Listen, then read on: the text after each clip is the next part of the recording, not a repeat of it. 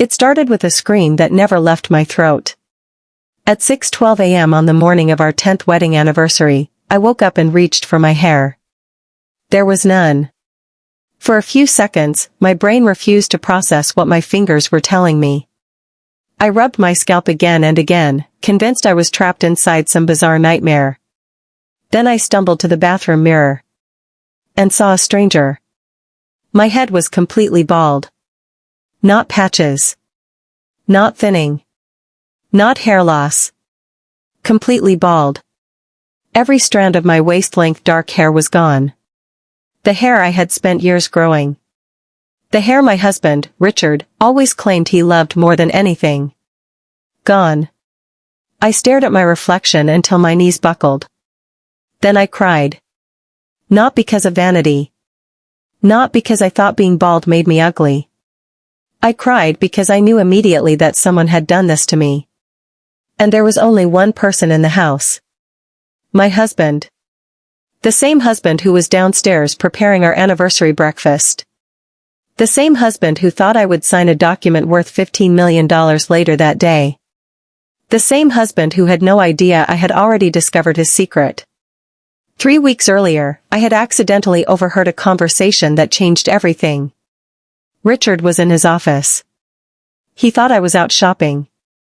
I had forgotten my purse and returned quietly through the side entrance. As I passed his office, I heard my name. Naturally, I stopped. Then I heard another voice. A woman. Young. Laughing. She'll sign it, the woman said. Richard chuckled. Of course she will. She trusts me. My stomach tightened. The woman laughed again. And then? Then the company merger goes through. The trust transfers. The investment account unlocks. 15 million? Closer to 15.4. The woman whistled. And what about your wife? A pause. Then Richard said something I will never forget. She's useful until September. Useful. Not loved. Not respected. Useful. Like a tool. Like an appliance. Like furniture. I stood frozen outside the door. Then the woman asked the question that shattered the last illusion I had. When are you divorcing her? Richard laughed. Actually laughed. The day after the transfer clears. I don't remember driving home that day. I don't remember eating. I don't remember sleeping. I only remember staring at the ceiling all night wondering how a decade of marriage could have been a lie. You see, most people thought Richard was the wealthy one. He encouraged that belief. Expensive suits. Luxury watches. Sports cars. Business magazines. Social media posts. The image of success. But appearances can be misleading. The real money belonged to me. My grandfather had built an international logistics empire.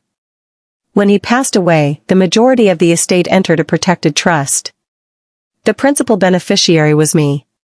Richard never directly controlled it. But after 10 years of marriage, certain provisions would activate. Provisions worth more than $15 million. Our anniversary. The very day I woke up bald. At first, I wanted to confront him. I wanted answers. I wanted explanations. Instead, I hired a private investigator. Within 10 days, I had everything.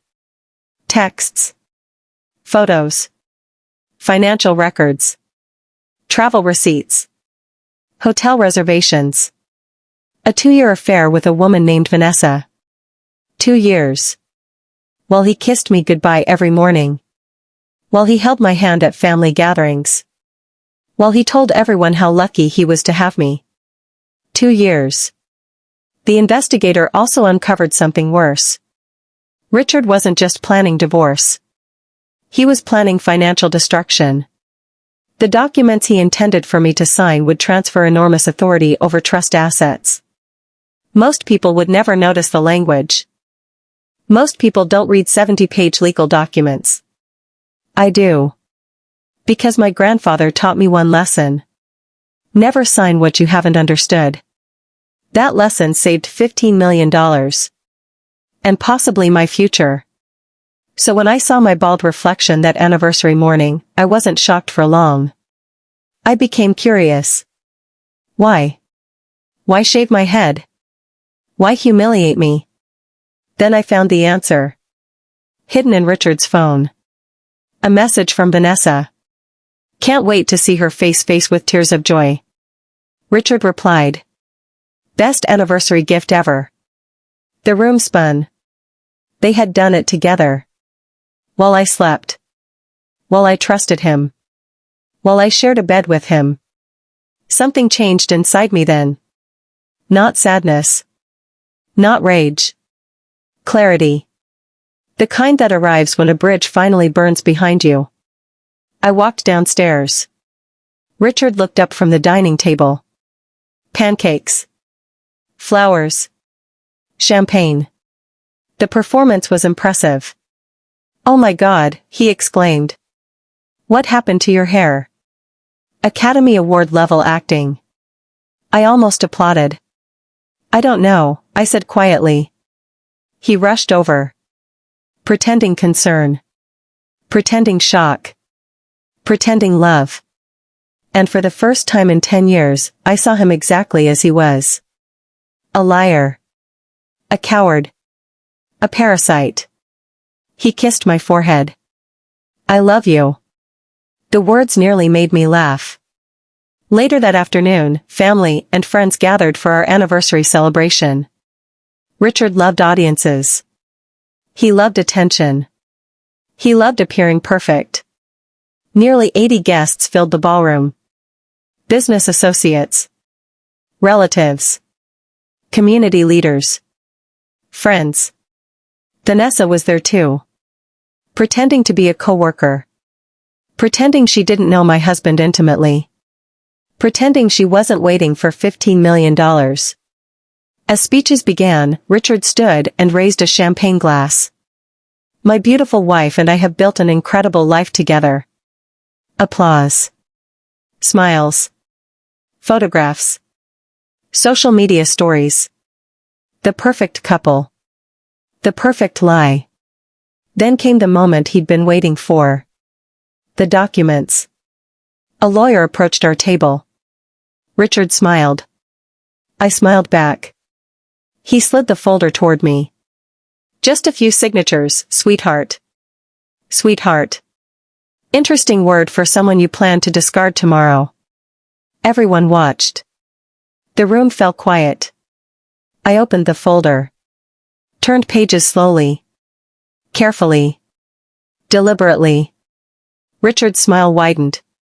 He thought victory was seconds away. Instead, I closed the folder. No. Silence. The kind that physically changes a room. Richard blinked. What? I said no. Nervous laughter emerged from nearby tables. People assumed I was joking. Richard didn't. His face lost color. We discussed this. No, I replied. You discussed it. I listened. The lawyer looked confused. Guests exchanged glances. Richard leaned closer. Emily, don't do this. Don't do this. As if I were the problem. I stood. Picked up a microphone. And smiled. What happened next became the most viewed video in our city that year. Because someone recorded everything. Millions watched online. Thousands commented. News outlets shared clips. And Richard's life collapsed in real time. I looked around the ballroom. Then I spoke. Before I sign anything, I think everyone deserves the truth. Richard stood immediately. Emily. No. The single word stopped him. For once. I continued. Today I woke up bald. Guests shifted uncomfortably. Some nodded sympathetically. Then I displayed the first photograph. A giant projector illuminated the screen behind me. Richard and Vanessa. Holding hands. Entering a hotel. Gasps. Whispers. Shock. Vanessa turned white. Richard froze. I displayed another. Then another. Then another. 2 years of evidence. The ballroom exploded into chaos. People stared. Phones emerged. Recordings started. Richard attempted damage control. It's not what it looks like. A classic response. Possibly the least successful sentence in human history. Then came the financial records. The hidden accounts. The transfer plans. The emails. The legal strategy. The messages mocking me. The messages about my hair. The messages about the trust. The messages calling me useful. Every secret. Every lie. Every betrayal. Displayed publicly. Unfiltered. Undeniable. Richard looked like a man watching his own funeral. Then I delivered the final blow. I've spent the last 2 weeks restructuring the trust. His eyes widened. Actually widened. The way cartoon characters react to disaster. You what? I restructured everything. No. Yes. The lawyer beside him checked his phone. Then checked it again. Then stared at Richard. And suddenly Richard understood. The money was gone. Not stolen. Protected. Untouchable. Every legal pathway he intended to use had vanished. $15 million. Gone. At least from his reach. He looked genuinely terrified. For the first time all day, his mask disappeared. Not confidence. Not charm. Not manipulation. Fear. Pure fear. The room watched in silence. Then something remarkable happened. My mother-in-law stood. She approached me slowly. I expected criticism. Excuses. Defenses. Instead she hugged me. Tightly. I'm sorry, she whispered. Then she turned toward her son. And slapped him. The sound echoed across the ballroom. Someone actually applauded. Then several people joined. Soon dozens were clapping. Not for humiliation. Not for revenge. For accountability. For consequences. For truth. Richard left the ballroom 30 minutes later. Alone. Vanessa left separately. Neither looked at the other. Funny how quickly relationships collapse when money disappears. The divorce finalized 8 months later. He fought. Argued. Threatened. Negotiated. Nothing worked.